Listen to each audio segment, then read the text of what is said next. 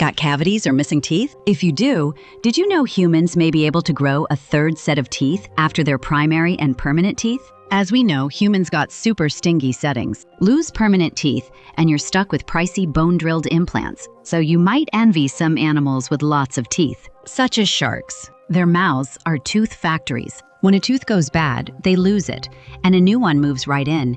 They get thousands over a lifetime. Kyoto University team in Japan uncovered the secret lately. They found that without surgery, with just one shot, you may be able to wake up dormant human cells. So we can be like sharks and regrow our own teeth. So how exactly does it bring teeth back? And can it really let us replace teeth endlessly? I'm Dr. Jung Dingjing. Before we start, everyone, please hit the subscribe button and share this video with your older relatives with bad teeth too. Let's use science as the key to unlock a long, healthy life.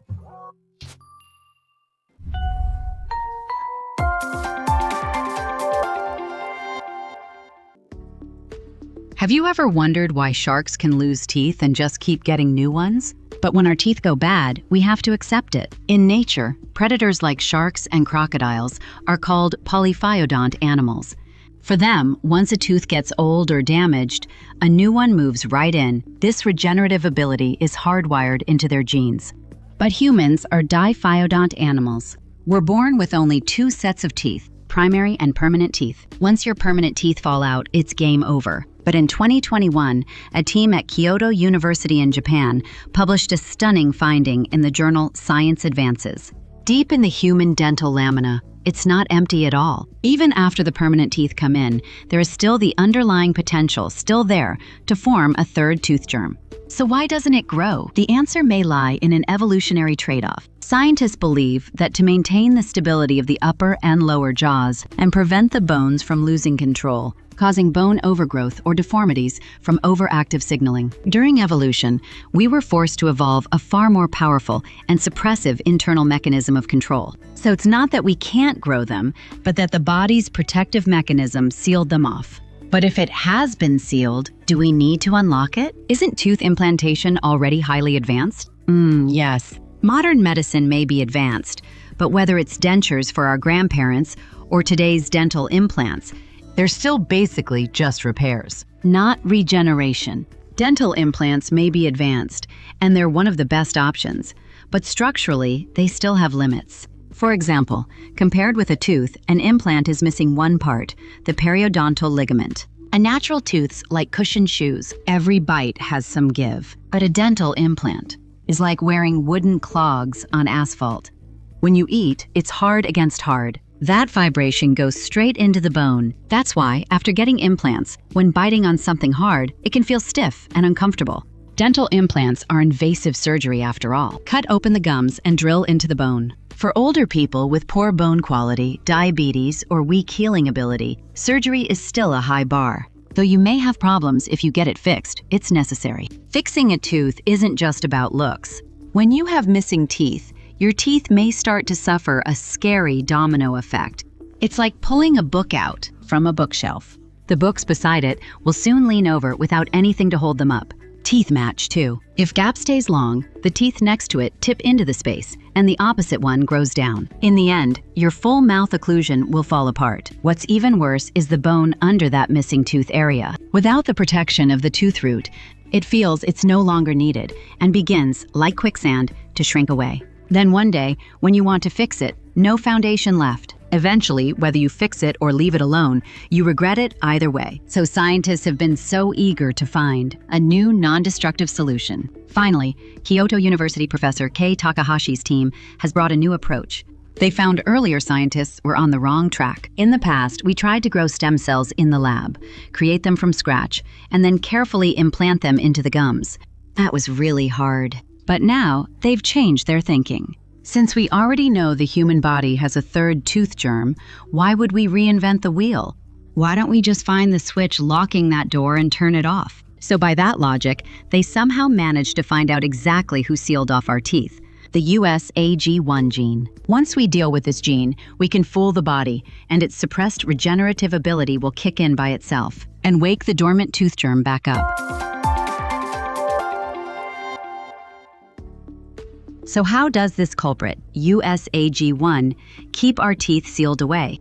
We can really think of growing teeth as pretty much just like driving a supercar. Inside our bodies, there's a signal that tells cells grow faster, called BMP, bone morphogenetic protein. It's like the accelerator for tooth growth. Hit it, and it's like shouting to the tooth germ cells, "Go! Start growing!" But if your car has only an accelerator and no brake, you're bound to crash. So that's when USAG1 steps in. It can bind tightly to BMP molecules. Once the two bind, the growth signal is forcibly blocked. When we were kids, the two stayed in dynamic balance. But once our permanent teeth are all in place, the body must prevent the teeth from overgrowing, or bone overgrowth deforms it, expressing much USAG1 and slamming the brake fully. Now that we know the problem is the brake being slammed down, then the solution is pretty simple, right? Just get that foot off the pedal. That's the star developed by the Japanese team, a monoclonal antibody, codenamed TRG-035.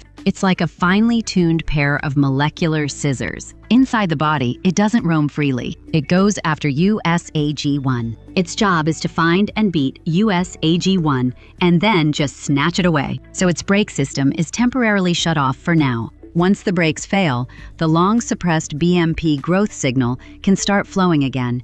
That third tooth germ, left dormant for lack of signals, can wake up and start again, eventually growing into the new tooth we've always wanted. No matter how good that mechanism sounds, can this drug really make animals grow teeth? Is there any proof? The team first tested it on genetically modified mice, and it worked so well, scientists knew it wasn't enough. After all, their tooth growth patterns differ from those of humans. So to prove it could work the same way in humans, they brought in a key partner. A ferret.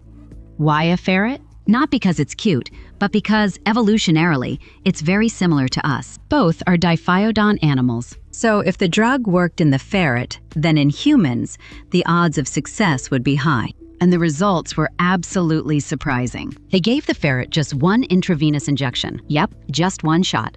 And the ferret really did grow an extra tooth.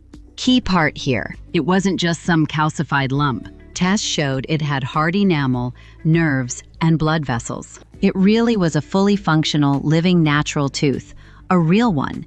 That completely proves if we ease off the brake, diphyodont animals do indeed have the ability to grow a perfect tooth naturally on their own.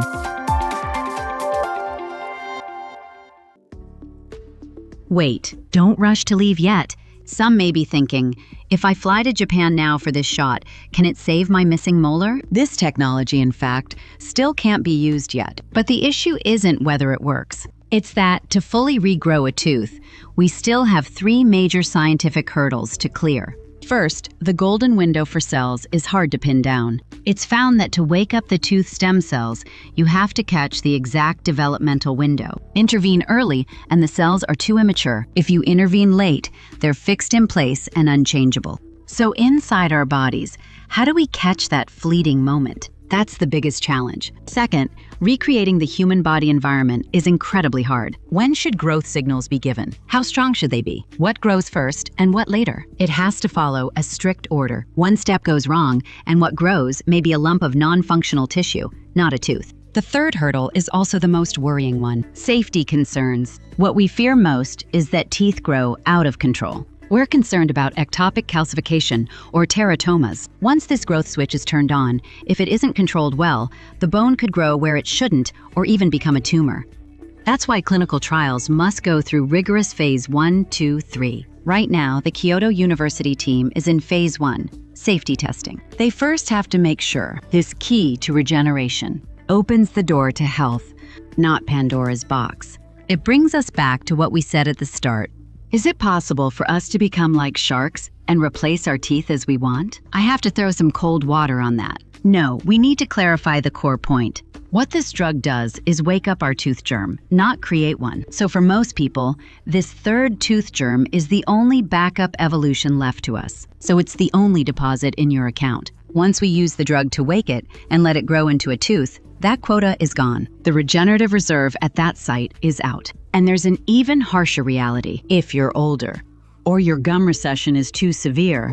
The dental lamina beneath the gums may have fully degenerated or even died. Then it's hopeless. Simply put, replacing missing teeth with the third tooth germ is still only a theory for now. So all dentists, your jobs are still safe. Our teeth are a very fascinating organ. They're hard and full of blood vessels and nerves. They're also one of the few bony structures accessible without cutting the skin. This very trait has led scientists to use teeth to replace the cornea, helping restore vision caused by DES. This tooth and eye surgery, if you're interested, click the description box below to learn more. What amazing technologies would you like to know about in regenerative medicine? A. How can stem cell therapy help diabetic patients avoid amputations? B. Can exosomes do more than beauty care and reverse aging? Or C. Why choose just one? Bring them all on. Want to know more about the latest medical advances? Keep watching our show. Don't forget to subscribe to our channel and join Team Health. Let's stay healthy together.